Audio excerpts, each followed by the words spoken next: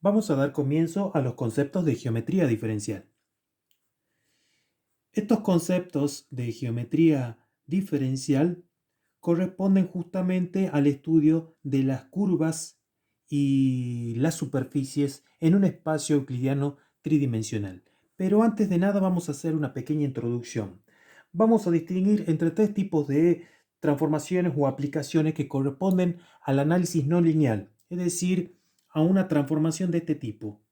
Una transformación T de un espacio vectorial B en W. Esta es la notación que normalmente se trabaja cada vez que analizamos transformaciones lineales dentro del álgebra lineal, en donde consideramos dos espacios vectoriales, en este caso B y W, que son simplemente espacios vectoriales. Y hay algo que está ligado con los espacios vectoriales, que tiene mucho que ver con esto, que no es otra cosa que la dimensión de los espacios vectoriales. El álgebra lineal normalmente restringe a los espacios vectoriales y los toma teniendo en cuenta de que son de dimensión finita. Eso es en álgebra lineal. Espacios vectoriales de dimensión finita. Ahora bien, ¿qué pasa si en realidad a esos espacios vectoriales le sacamos la restricción de que sea una dimensión finita y que además T no necesariamente sea lineal? No necesariamente sea lineal. Entonces ahí entramos con lo que corresponde al análisis no lineal, o muchos también lo conocen como análisis vectorial.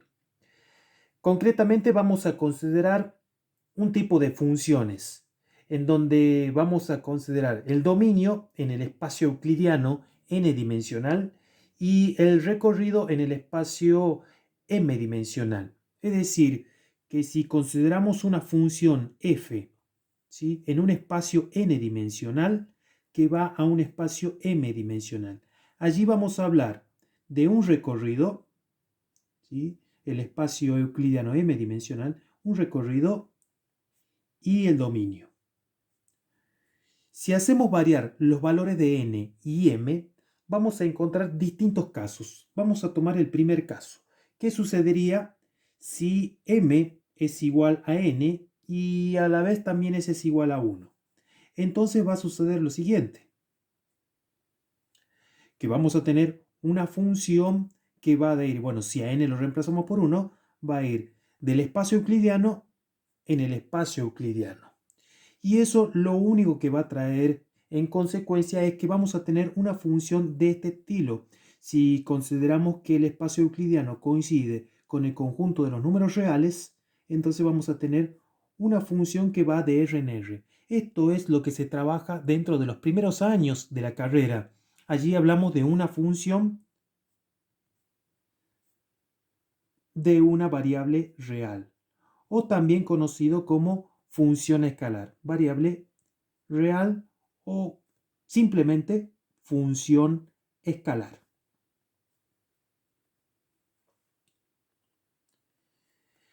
Pero esta es una función de una variable. Esto sucedería en el caso de que m sea igual a n y sean igual a 1. Vamos a tomar una segunda consideración en donde si consideramos que n sea igual a 1 y que m sea mayor que 1, entonces vamos a tener una función que va a ir del espacio, bueno, de n igual a 1 al espacio m-dimensional. Entonces allí estamos hablando de otro tipo de función. Esto es una función vectorial, y con esto vamos a trabajar bastante, una función vectorial de variable real. De variable real. ¿Qué significa esto? En términos generales, que podemos tener un intervalo, supongamos un intervalo o parte de la recta real o el espacio euclidiano, ¿sí?, el espacio euclidiano, un punto t que va a variar en ese espacio euclidiano, y supongamos que queremos ir a un espacio de 3 dimensiones euclidiano. Entonces vamos a graficar este sistema tridimensional. Este es un sistema referencial derecho, en donde tenemos el eje X a nuestra izquierda, el eje Y hacia la derecha. Esto le voy a anotar acá. Se llama sistema referencial, que es normalmente con el que vamos a trabajar siempre.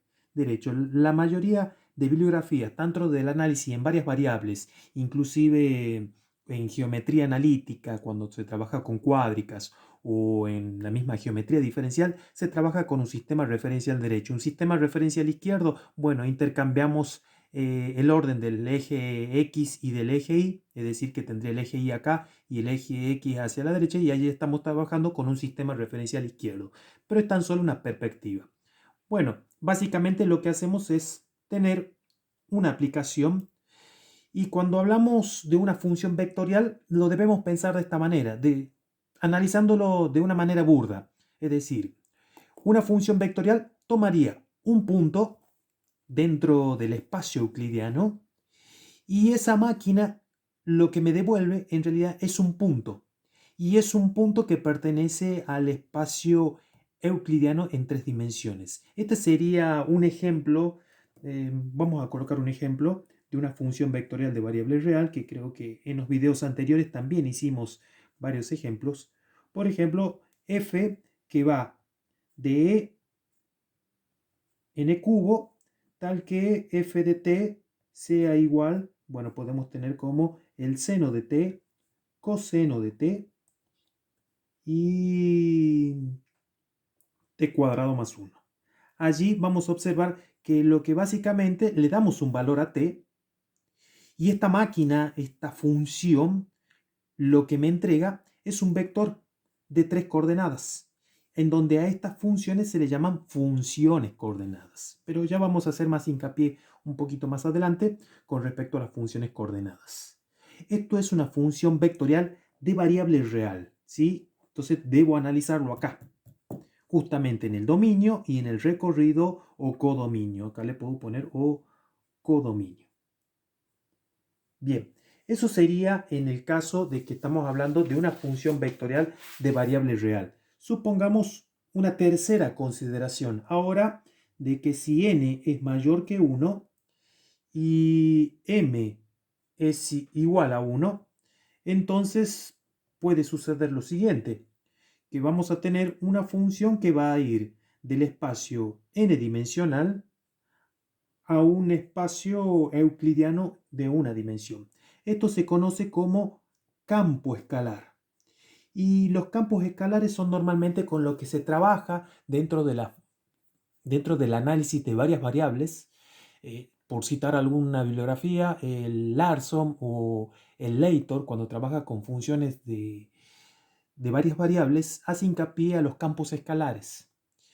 Y a partir de ahí se analiza en base a las diferentes variables que intervienen dentro del dominio. Los campos escalares están dados de la siguiente forma.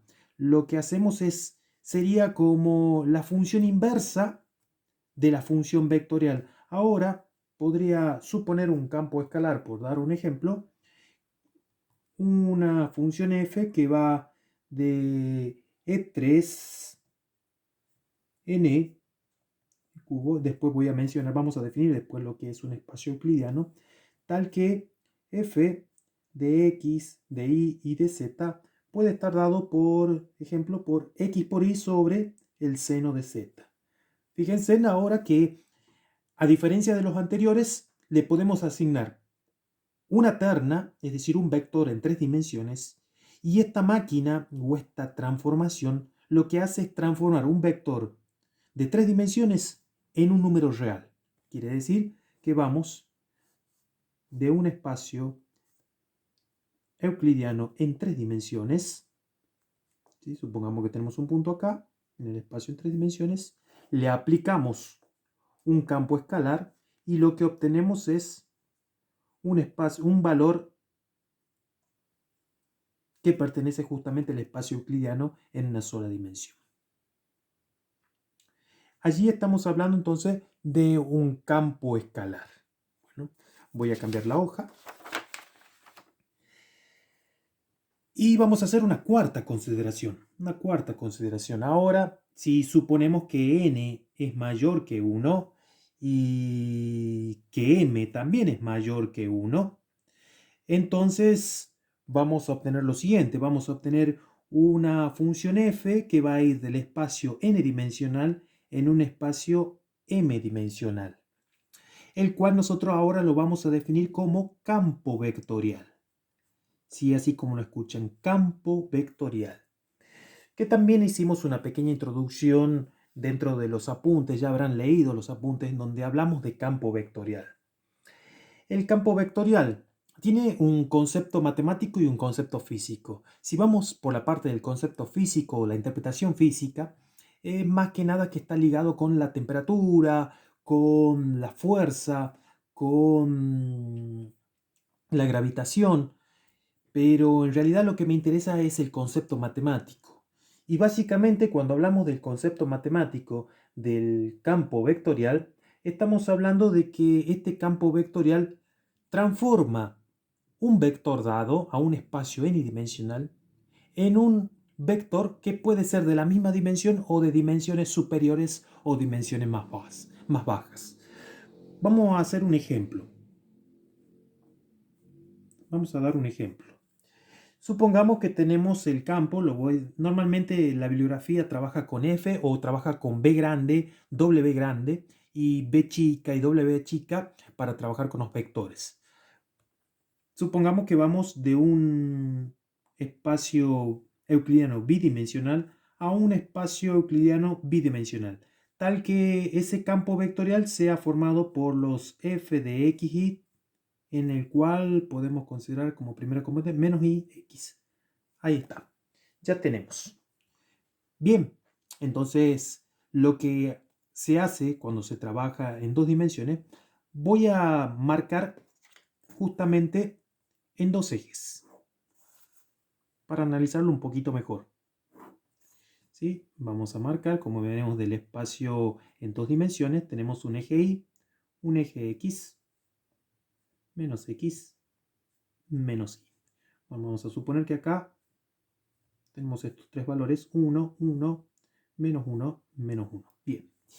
Y vamos a ir a través de ese campo vectorial a otro espacio euclidiano, porque fíjense que este es un espacio euclidiano, perdón, un espacio vectorial que va de un espacio euclidiano bidimensional a otro espacio euclidiano bidimensional.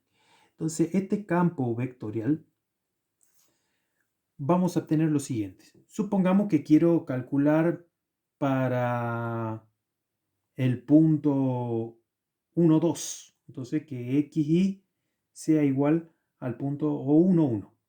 Entonces, hago f de 1, 1.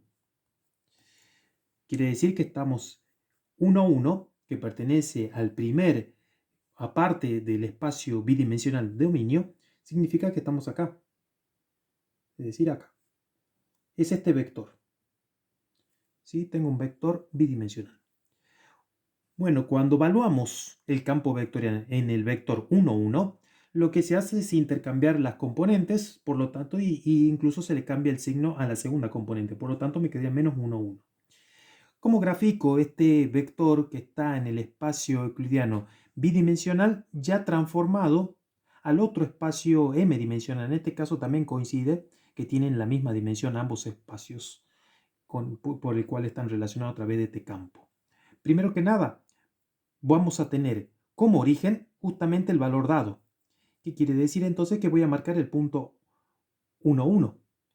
Vamos a marcar el punto 1, 1, que es el que tenemos acá. Y este es el punto de origen de nuestro vector ahora. Y en términos del resultado obtenido o cuando el campo ha sido evaluado en el punto 1, 1, ahora sí corremos de acuerdo a lo que me indican las componentes de este vector. Menos 1 quiere decir que vamos uno hacia la izquierda y uno hacia arriba. Perfecto. Y ya tenemos el punto de aplicación y el punto donde culmina este vector. Ya tenemos el vector. Bueno, eso sería para 1, 1. Ahora voy a marcar justamente este vector que tengo acá, que vendría a ser el punto menos 1, 1. Entonces haría f de menos 1, 1. Si lo evaluamos con respecto al campo, intercambiamos y obtengo menos 1, menos 1. Perfecto. Ahora marcamos menos 1, 1 como parte del origen. Entonces tendría menos 1 hacia acá, 1 hacia allá. Bien. Este es nuestro punto de origen. Ahora tengo que marcar menos 1, es decir, menos 1 hacia la izquierda y menos 1 hacia la derecha. Menos 1 hacia abajo. Más o menos por acá. Quiere decir entonces que ya tenemos el otro vector. ¿Sí? Bueno, ahora voy a marcar este vector que vendría a ser el punto menos 1, 1. Entonces, cuando hacemos f de menos 1, menos 1, lo que hacemos es intercambiar, le cambiamos a todo, me queda 1, menos 1. Bien, marco 1, menos 1 dentro ya del espacio recorrido codominio. Entonces marcamos menos 1, que vendría a ser menos 1 de x, menos 1 de y acá. Y marcamos ahora, como tenemos como punto de aplicación, tenemos 1 hacia la derecha, menos 1 hacia abajo, más o menos por acá. Quiere decir que tenemos este campo. Bien.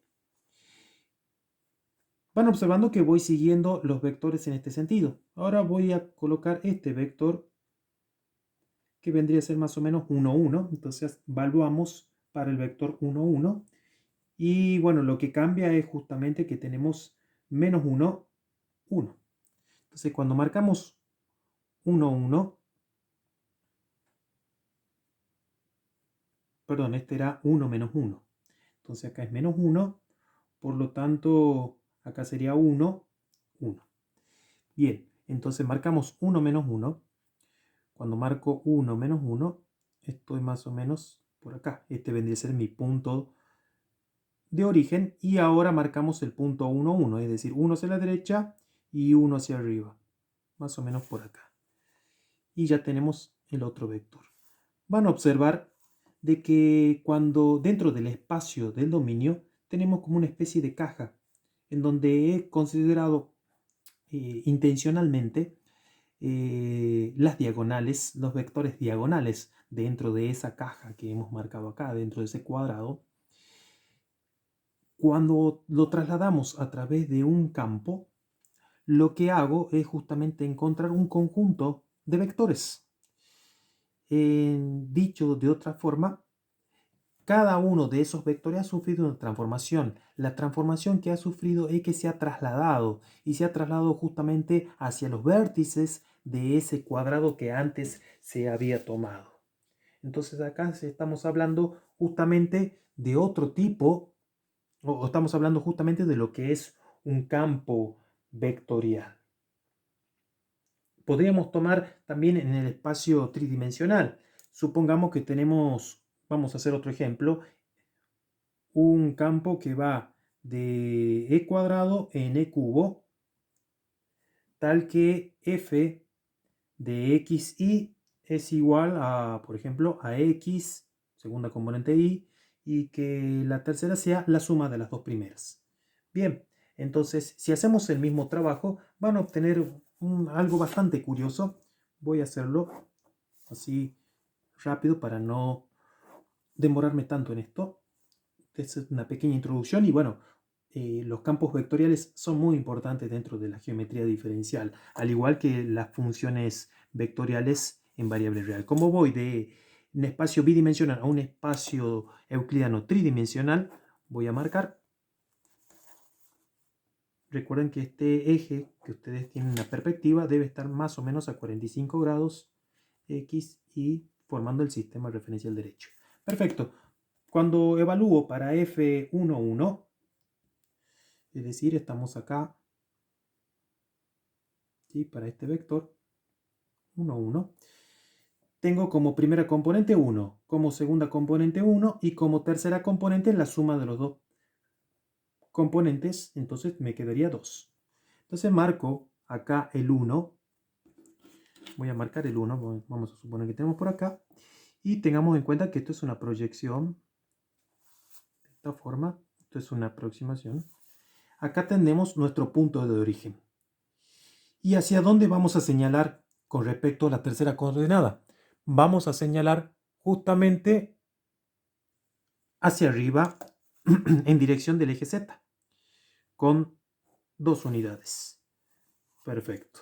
Ustedes ven cómo cada una de las flechas o cada uno de los vectores son transformados. Hemos transformado un vector bidimensional en un vector tridimensional. Acá estamos hablando del espacio euclidiano en 3 dimensiones y el espacio euclidiano en 2 dimensiones. Por supuesto que si hacemos variar, vamos a encontrar puntos hacia abajo, hacia arriba, en diferentes direcciones. Eso va a depender justamente de las 2 coordenadas que tomemos al principio. Bueno, ya hemos definido entonces lo que me interesan.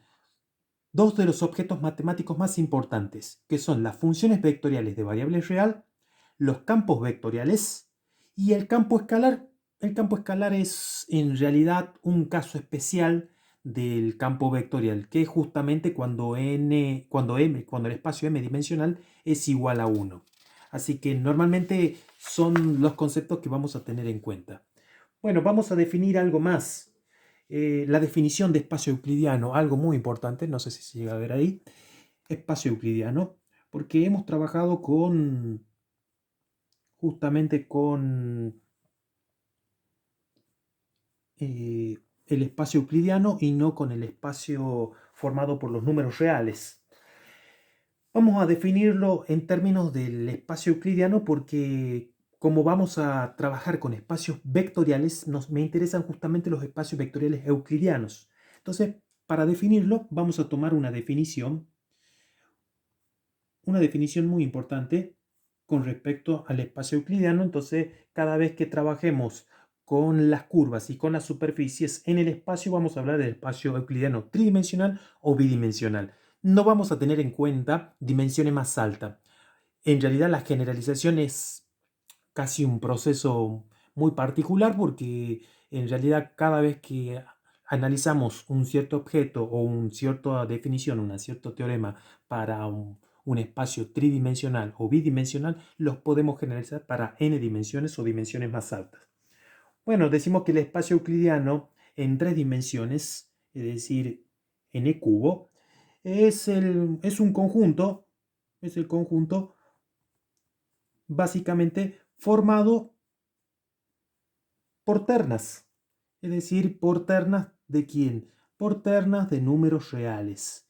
Por ejemplo, un punto P que lo vamos a señalar como P1, P2, P3, siempre y cuando esto sea un punto